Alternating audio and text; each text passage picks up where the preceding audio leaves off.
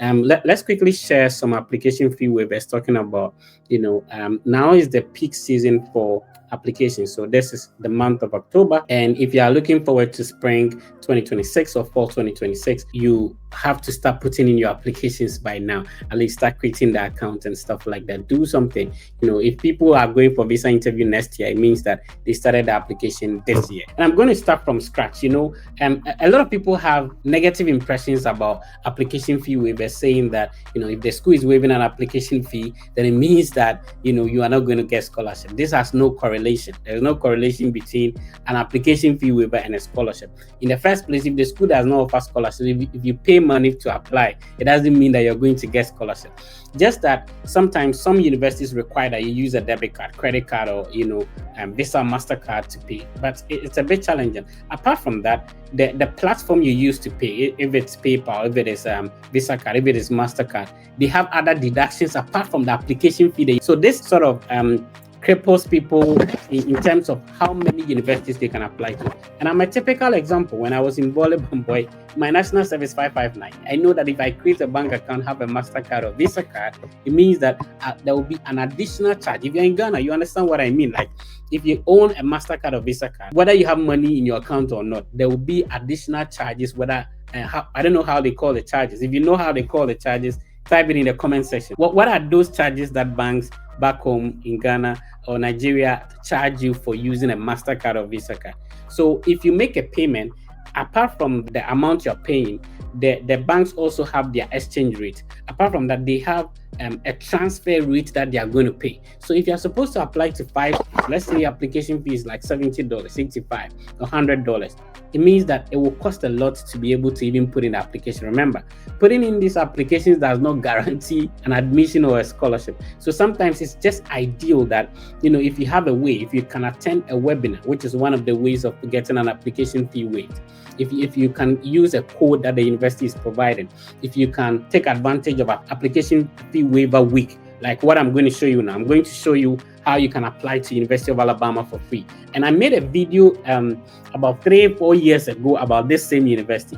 And consistently every year in the month of October, they waive the application fee. But there's something you need to do. You need to apply for the waiver code. So I'm going to show you step by step, and I'll be giving you other application fee waivers. Some of them, you just have to attend a webinar.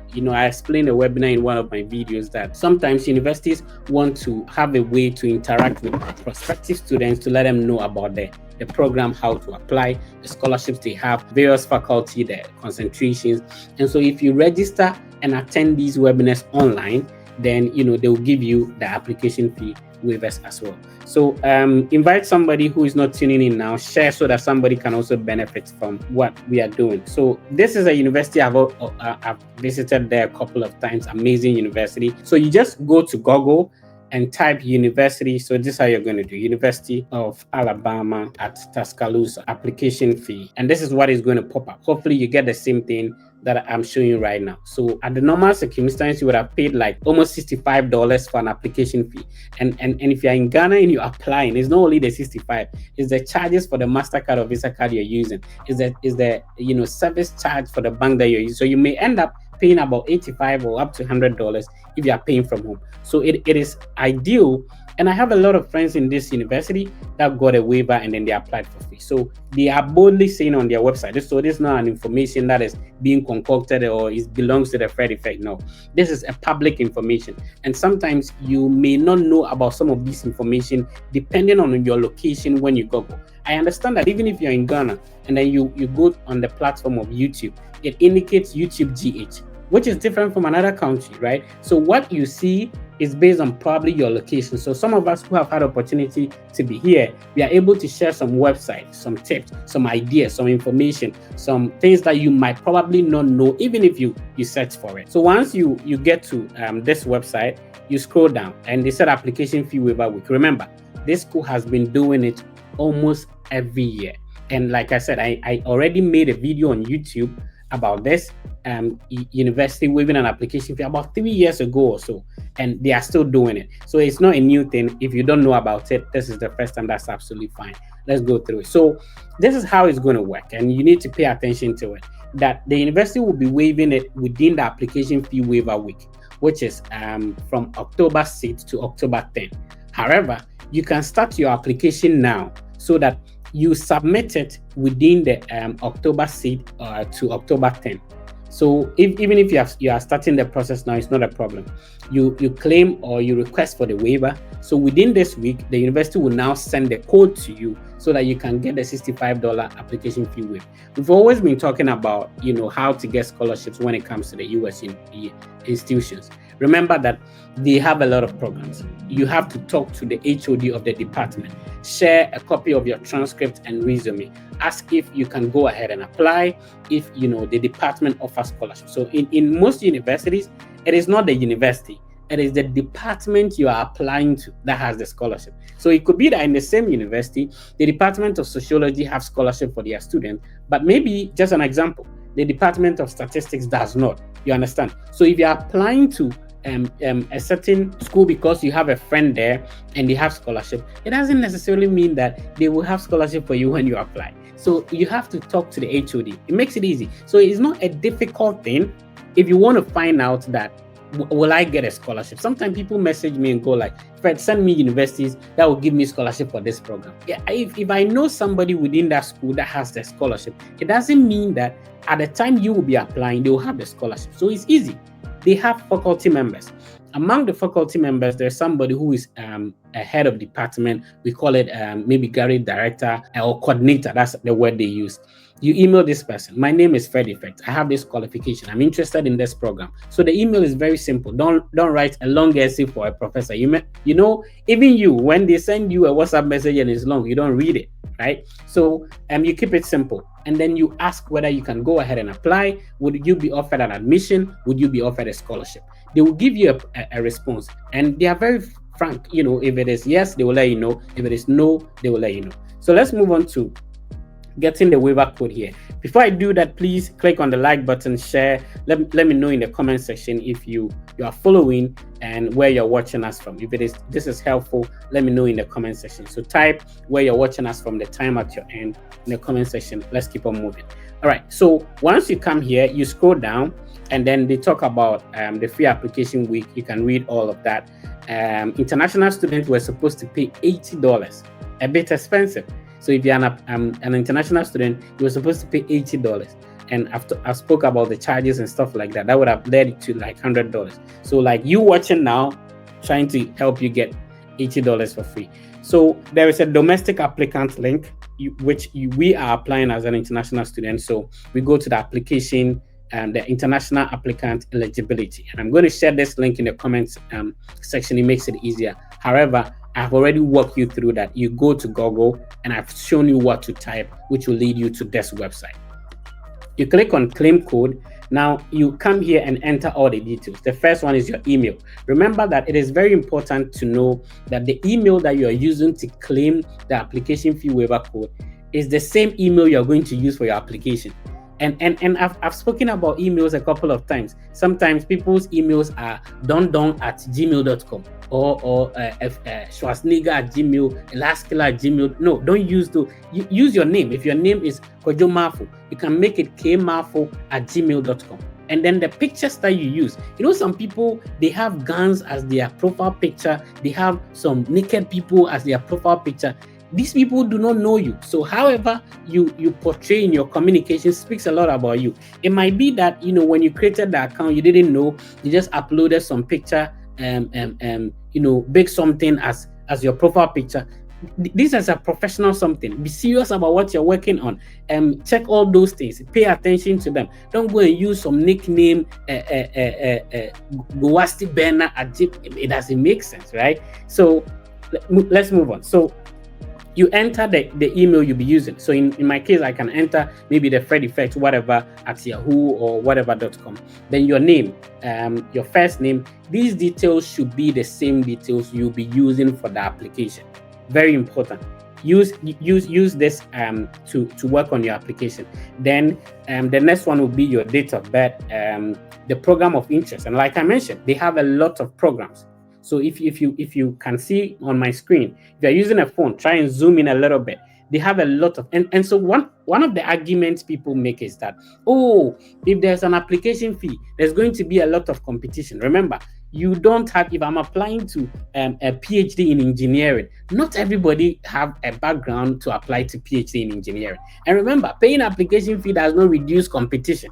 If you pay an application fee to a school, if you have money, people have money to pay, right? So we are just providing an avenue. I'm putting myself in the shoes of somebody when I was applying in Bole Bamboy. I didn't know that I could just find some of these waivers and, so that it would reduce the cost of the application fees that I have to pay. You applying to a school because they are waiving application fee does not increase competition. It doesn't. So they have a lot of programs. So there's always a program for everyone. And like I said, this is not a school that is strange. I have personally been there before.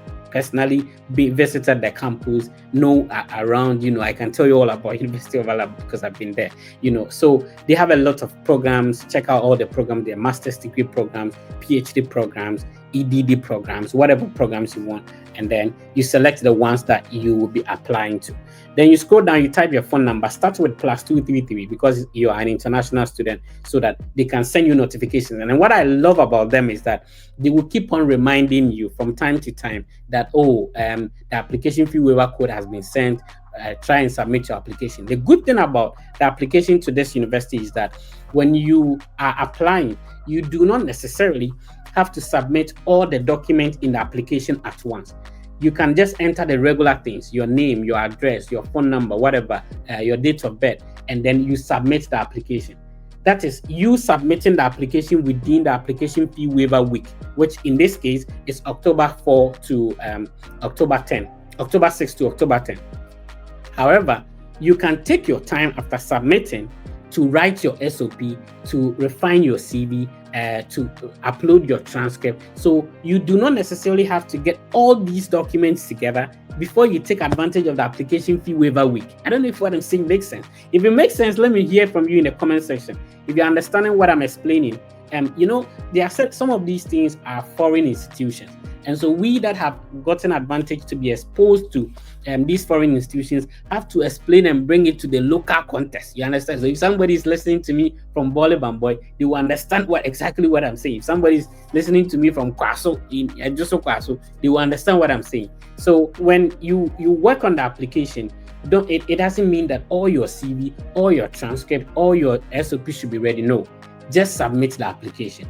And you can take your time from time to time to be uploading your documents one after the other. If you can't, squeeze yourself to work on it within this week. All right. So you can select if you want to receive communications. They'll be sending you messages all the time. And because you're applying as an international applicant, just select the international side, and then they'll ask you of a country of citizenship. So they know how many people will be applying, which country you are applying from. So if it is Nigeria, you just select Nigeria. If it is Ghana, you select Ghana. And then the highest degree you have earned. So maybe you have a master's degree, you have a bachelor's degree, you have an associate degree. And the good thing about this school is that they don't require evaluation. Even if you have transcript evaluation paid for, they are not going to take it. You have to apply directly with the transcript from your university, right? So let's move on. And then you type maybe the country where you got your highest education from. So personally, I had my bachelor's degree from University of Cape Coast in Ghana. If I'm applying with my bachelor's, then I will indicate that Ghana. Then I will select the CGPA. Some CGPA is over 4.0, 5.0. Now you see the good thing. This is what should tell you that they are willing to help people. That if you are from KNUST, KNUST is CWA, it's not CGPA. They have given you what we call Scholaro GPA calculator. So if you are from KNUST and maybe you have like the CWA,